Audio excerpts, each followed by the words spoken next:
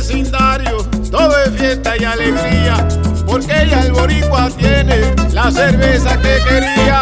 Hay baile en el vecindario, todo es fiesta y alegría, porque ya el boricua tiene.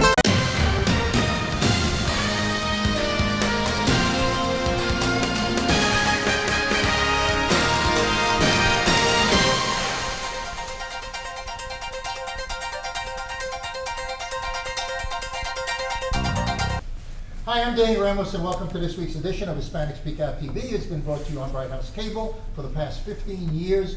We do the talk and the walk here. We are not guided by political correctness. So some of the things that you hear really come from the gut and come straight out at you. We are going to have a gentleman join us after this segment who is a local community activist. He's in real estate, and he is a Muslim, and he's going to give you his views on what's going on in the Muslim community, and our panel is going to discuss some of the current events that are happening in the Muslim community. So we're here with on the end with Jose Miranda. He's a host here on Hispanic Speak Out. Greg Perkins, who is a host on EDU TV. Our guest commentator, her name is Acosta, and she's from the Democratic Party or Democratic Caucus. She works with Democratic Caucus, and of course, Mr. Garlington. Again, the same name? Yes, William Garlington.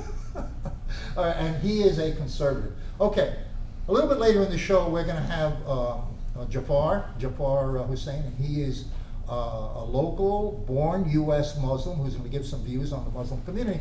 And it's been spiked out what's been happening in the news lately. So let's spill out. Jose, you go first. Well, you have Germany, right? You have Germany, and you have some other things going on. Germany. So you start where you want to start. Germany recently had an issue where they say over 100 people that were Muslim descended in a section of Germany and attacked a bunch of women, stripping them of their clothes, and rape was also involved. So, incident in Germany where a large group of Muslims attacked women at large. And again, it brings the issue, where did it come from? Is there an issue of Muslim people too many people coming into Germany and washing over the countryside, basically? And that's a concern, not just in Germany, but Paris has the same issues with overpopulation coming from elsewhere, changing the dynamics that they initially had. Okay, so what we're looking at is a conflict in the culture. Yes. Okay, because you have people coming who have not been assimilated, who don't know the German culture, and maybe in the countries that they come from, men dominate, so that may be... In the Muslim world, they don't have any large regards for women. They do what they want. What do you think? So there's definitely a culture clash. That doesn't make the behavior correct, right? So whether it's happening in Germany or in a Muslim country or in the US, right? That definitely should be denounced. I do see that it's actually admirable in a way, the way Germany has opened its borders and allowed so many refugees. I think there are some lessons that we can learn in the US as we allow refugees here. We need to be smart about how we let people in. I think it's important to have the background checks, but at the end of the day, they are humans in need, and if we have the ability to help them, we should. Okay. Hey, Greg, let me ask you a question. Okay? We are bringing in millions of refugees to become part of a system. Millions? Around the world, there are millions. There's mass migrations going on in Europe right now that are totally uncontrolled. Right. Millions of people are migrating from one geographic zone to a completely different one and a different culture. Right. Do you think it would be better that all the countries in Europe create a more stable environment for them where they are, rather than have them come into an area where they're totally foreign? Yeah, because of the circumstances, this is not it's kind of a unique migration problem. Yeah, I kind of agree with that, Danny, because, Europe, you can only have so many people. And then we talk about, can you sustain whether or not you can afford to take care of those people? So what I don't see, I would like to see more Arab countries taking on these people.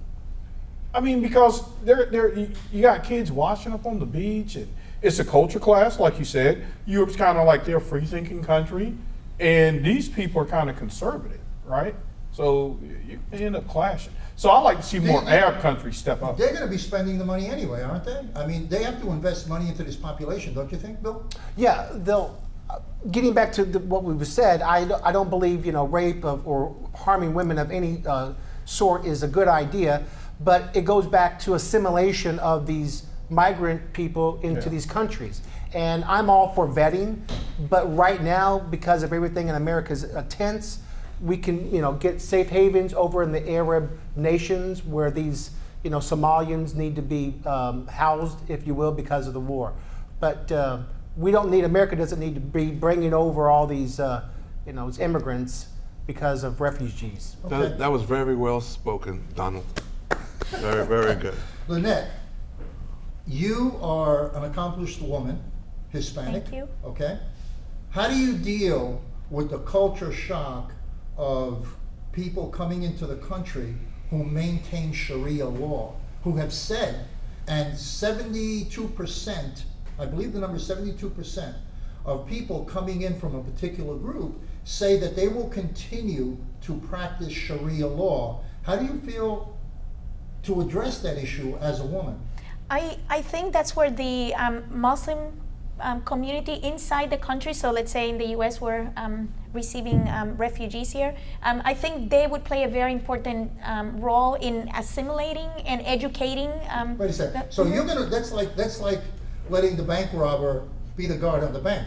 Because people, you're going to the Muslim community to say, the moderate you Muslim guide community. your own Sharia law rules when they've already said that they're going to follow Sharia law. We no don't matter have, what. our Muslim community in the US does not practice Sharia law, right? We're talking No, about. who said that? There are some liberal Muslims, Danny, that don't. I didn't No. say that. What I said was 72% of Muslims in the United States said that they support Sharia law. It will not change. They will support Sharia law. Okay, in the United States, Muslims living in the United States. Bypassing So- the Constitution. Yeah, so what I'm saying to you as a woman is, what you're suggesting is that they, I'm still you're saying. giving it to that 72 to decide whether they follow Sharia law or I'm not? saying that we work with the moderate Muslims in the country, right? Communities that have been established here for a very long time and that are willing and able to help assimilate and educate those see, new people that are coming into the country and that need to learn the culture and the law of the United States, because yes, definitely it would be a requirement for these new refugees to follow U.S. law. And what happens if they or don't? if- You arrest 50,000 people? Yeah, because that's not the law of if the they're land. not law-abiding citizens, like independent of the religion, they should follow the law. See, when you have an extreme situation here, because let's look at Hispanics. When Hispanics came here, we're Hispanic, primarily a Hispanic show, but we talk about everything. But when Hispanics came here, they had a different culture, but it wasn't an extremely different culture. Yes, we have machismo. We do have that, right? Puerto Rican men have machismo. Jose knows all about that. Right? I'm only kidding. Well, But, so we. now, but it doesn't go to the extreme of if a woman gets raped, there has to be 3 men that witness her rape in order to establish it as a rape. Yeah, so. Okay, and a so, woman yeah. can't go out unless she goes out with a cousin or a family member. And that's Obviously they would have to abide by U.S. law. That would be, that's definitely a requirement for any citizen. But we are Latinos, right? We know what the experience of being a minority is like here, and there's definitely some assimilation that happens both ways, right?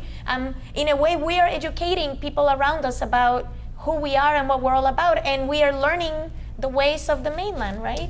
And so the same would happen with any immigrant, and that's been the American story all along, right? So this would just be another wave of migrants. Yes, it might take a little more work to assimilate, but eventually it would happen. Definitely need to abide by U.S. law, though. But what I've just heard that most of the people today aren't assimilating in a rational way, like in the past, like the Hispanics when they came over, Ireland, they came over and they kind of abided by the rules, looking for a new country, new way of life. Now these people that are Muslims are saying, forget about the Constitution. That's what I'm reading. That's what I'm seeing. We're going to do what we're going to do. We're going to believe what we're going to believe. And you're saying is, if they continue to do that, put them in jail. Well, it may be too late If they continue, because 50,000 people on a grandstand, going, ballistic on us is going to be Well, it's not chaos. illegal for them to talk about Sharia law, right? So whenever they perform illegal acts, that's when the law would be applied the way it is to any other citizen, right? And the other thing is that remember that these people are just arriving, right? Any other wave of migrants in U.S. history, has had an assimilation period, right? It wasn't all beautiful roses with the Irish, for example, right? Right. And we know what's going on with the Latino community right Lynette, now. I want to point out to you, there's a big difference. And the big difference is that when Irish came here, you had Irish in Boston, you had Irish in New York, you had Irish in Jersey, you had Irish in Chicago, you had some Irish in Florida. They broke up and went to different parts of the country. The only way they could communicate with each other during that period was to send a letter.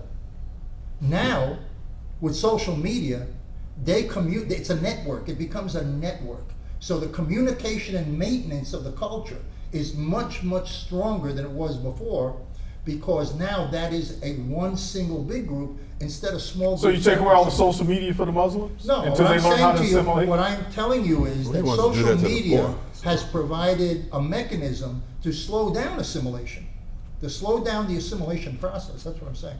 Okay, so Donald Trump came out and said, hey, let's solve this problem. What we ought to do is we ought to shut the door on Muslims until we can vet them properly. That's actually what he said. He didn't say keep them out forever. He just said until we know what we're doing and how to vet them, we should not let them in. Jose, how do you feel about that? That's a kind of toss-up question. I mean, on one side, there's some practicality there. But if we look at our historical differences, our history, and how we let the migrants in, we didn't do that, okay? And they came from combat locations. And there's no reason to think that these particular group won't assimilate. I guess what we have here is more of a fear of what we know that they do already, and that we're concerned about they would start doing beheading and raping and changing things here in small sections at a time. Okay. Greg? What? I know you're a fan of Donald Trump. No, I'm not. No, we already have a 2-year vetting process for any Yeah, but it doesn't person. work. It does. It does work. Okay, so because they already said the two that were in San Bernardino actually. That guy was born here. That guy was yeah, born but here. she wasn't. She went through the vetting process, and they cleared her.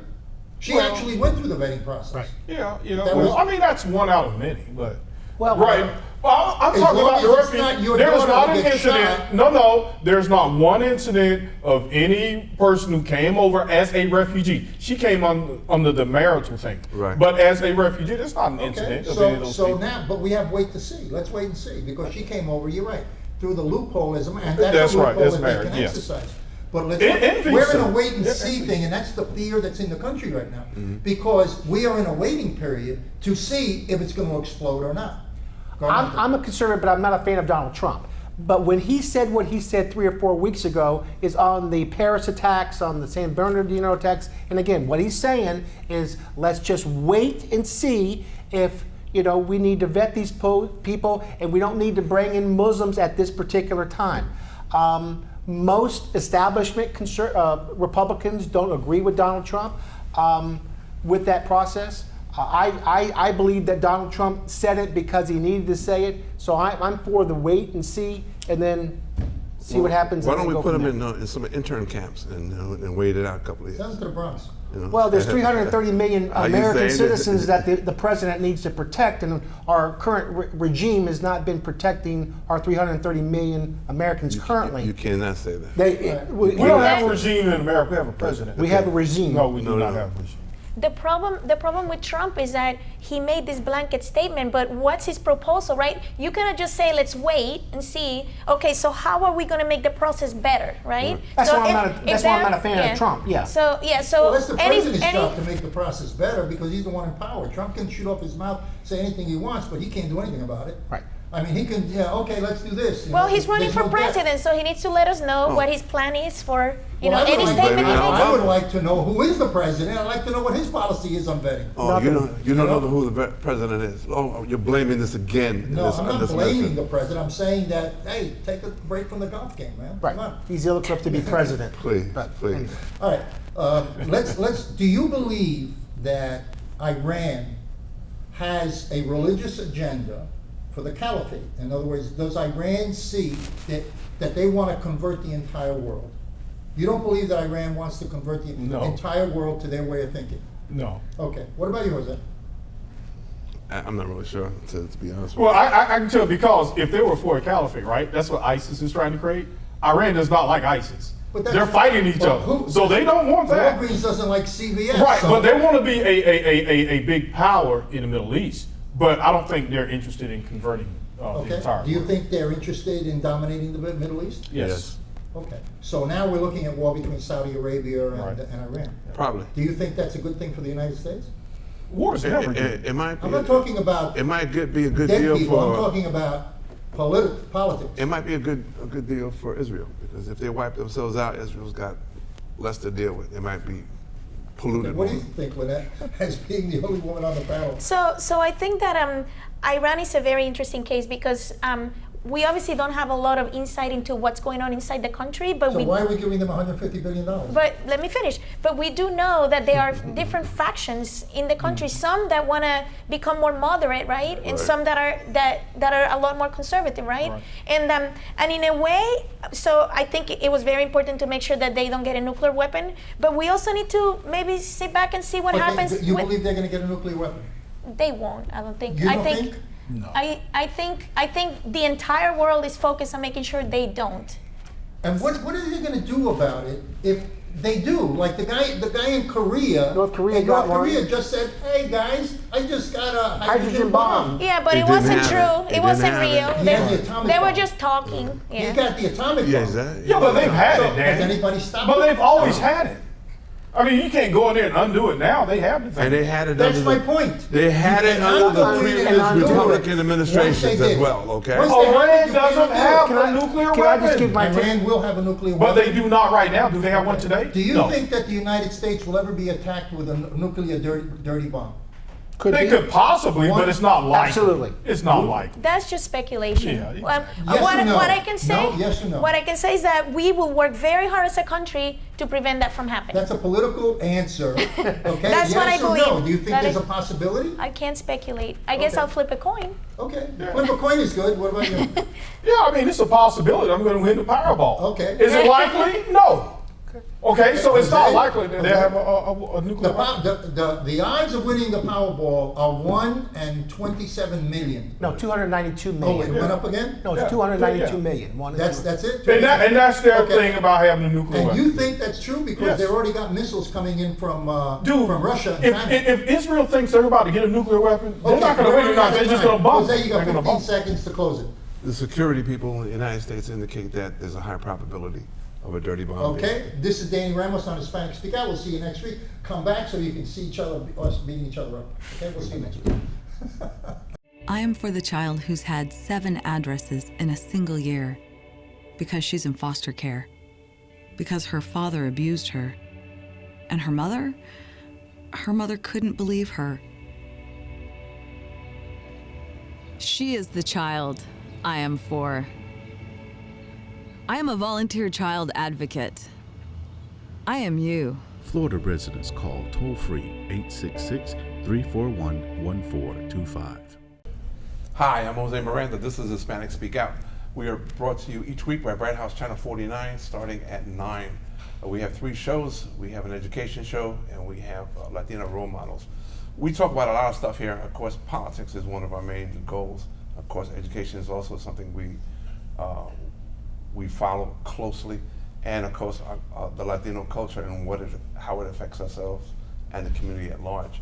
We're joined tonight by one of our guests that's been here before, Hussein Jaffer. Jaffer, yeah. Jaffer, Yeah, yeah. okay. Good evening. Who is a community activist, and I'm also joined by a co-host and how should I say this? Republican conservative Bill Garlington. Correct. Okay. So let's get right to it.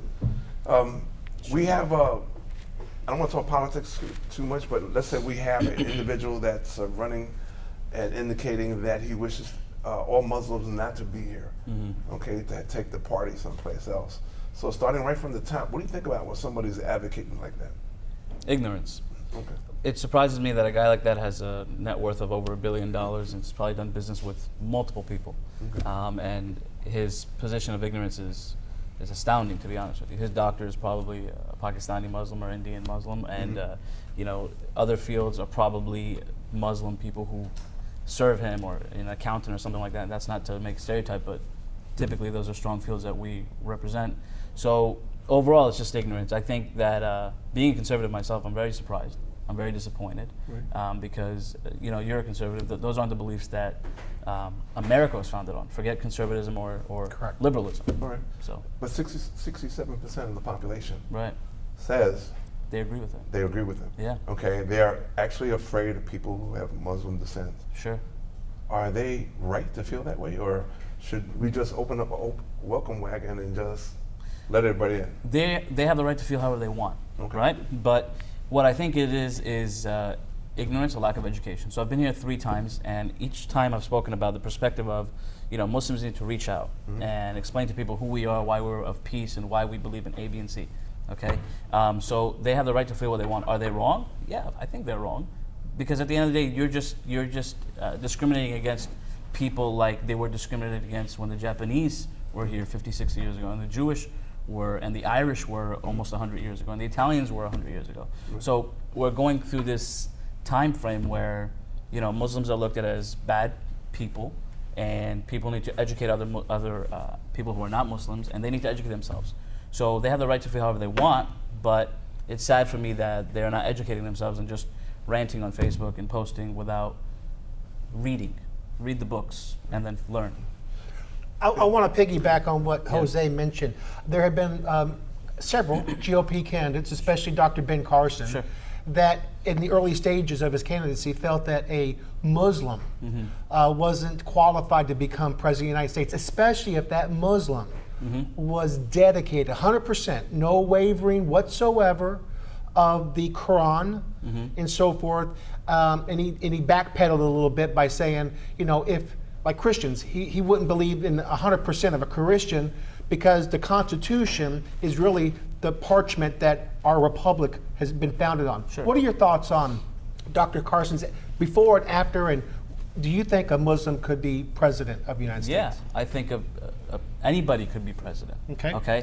So Dr. Ben Carson had to backpedal because that was also an ignorant statement to me. So you've got very dedicated Christian presidents in the past, like Ronald Reagan and George Bush, and people who were publicly dedicated in their religion. Okay. As a Muslim, whether you're full into the Quran or not, that shouldn't stop you from being a president. Because see, what happens is this: there is a misinformation as far as what is Sharia law and what the Quran says. The Quran says, because let's just get down to the nitty gritty. People are concerned that, okay, if a Muslim runs for president, they're going to impose Sharia law, which to me is interesting because the Sharia or the Quran itself says that there is no compulsion in religion. The Quran itself says that we cannot make you comply with anything, Muslim or not. So at the end of the day, that whole thing about Sharia law that's being imposed in Saudi and other countries like that is also ignorance as well on the other end of the spectrum. So can a Muslim be president? 100%. Okay, but just to be fair, those Americans that are following Donald Trump that maybe, I call them low information voters, are afraid that if a person does believe in the Quran, even though they haven't read it, I haven't read it, but if they believe that if a person follows the Quran, they basically, I'm just going to throw out a couple of things. Women don't have a lot of rights that women do in America. Civil liberties are not as broadened over in that. So to those 67% low information voters, what do I say? Yeah, what would you say to ease their pain? I would say, let's have a conversation. Let's read a book, okay? Have a conversation, read a book, ask me questions. This is the thing that, again, the first few times I was here, I said, look, as Muslims, we need to reach out and we need to teach, because we do. Part of it is our fault that there is such ignorance, and a lot of is the media. The media, whether right or left-wing media, has perpetrated us to be this bad type of person, okay?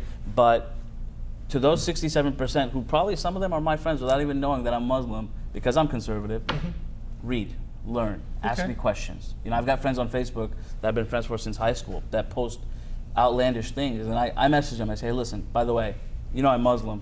Can I answer these questions for you? Sure. So to the low information voters, left or right, just pick up a book and read and start to educate yourselves. I would point this out to you in just like a 1 minute response back. We are at war with people that have a Muslim faith. Not necessarily that they're all bad, but the conception that across half the planet is at war now. And so there is a strong conception that it's basically because of religion in some aspects. Real quick, tell me, what do you think about that? It is a religious war, but to me, it is a war that's been perpetrated by a sect of Islam called Wahhabism. Okay. So we're at war with a fantasized idea of Islam, an idea that came up in the mid-1700s that got strong through the Kingdom of Saudi Arabia, that says that, you know, it's ultra-orthodox, ultra-conservative. If you don't follow, you will die by the sword. But the exact opposite of what the Quran tells you to do. If somebody doesn't follow, you let them be. Okay. So we're at war with fanatic idea, and we're at war with Wahhabism and Salafism, which is sects that are extremely extreme, and it's unfortunate that it's been painted as the world is at war with Muslims. 2 questions real quick, and then we have about 3 minutes. Sure. Saudi Arabia is an ally, right? And yet we know there's some atrocities going on almost on a daily basis. Please enlighten us. Yeah. So in 2011, October, I believe, there was a protest held by a gentleman. He was a cleric named Nimr al-Nimr. And Nimr held this protest talking, you know, basically stating that, you know, the government can't oppress us. Why are the Saudi Arabians killing people in Syria? He even opposed Iran's actions in Syria as well. And for this speaking out and this protest, okay, he was arrested. Last week, him and 47 other people were publicly beheaded. They then beheaded Nimr and then threw his body off a helicopter. This is an ally of the United States, okay? The Charlie Hebdo attacks in 2014, Saudi Arabia the government went on Twitter, or the representative, and said that, oh, well, this is not a Muslim action. The next day, a blogger was lashed publicly 50 times for speaking out against the government.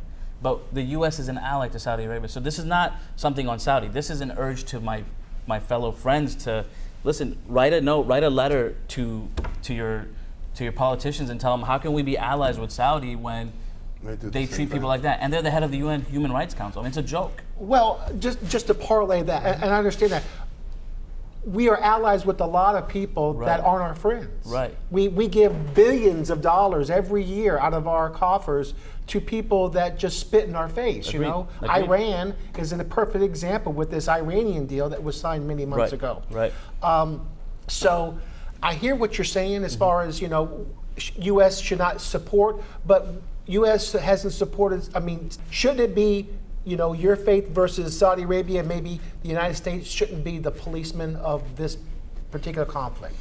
I don't think it's my faith. I think it's humanity versus. Okay. Look, women in Saudi Arabia weren't able to drive up until maybe, I mean, I don't think they legally are still allowed to drive. Right. The last king, the late King Abdullah, arrested his 4 own daughters and had them house arrested and didn't feed them or give them water efficiently for them to survive because they spoke out against the government. So, such a strong ally of the United States, but it's you know, it's blinding the type of lack of human rights they have. I have to cut you off on that aspect because we run out of time. Sure. But I have to have you back because there's so much to discuss. Of course. About being a Muslim, the atrocities and things like that. Okay, so please come back. Absolutely. Thank you for having me. I appreciate On behalf it. of the crew, please stay tuned to our next segment.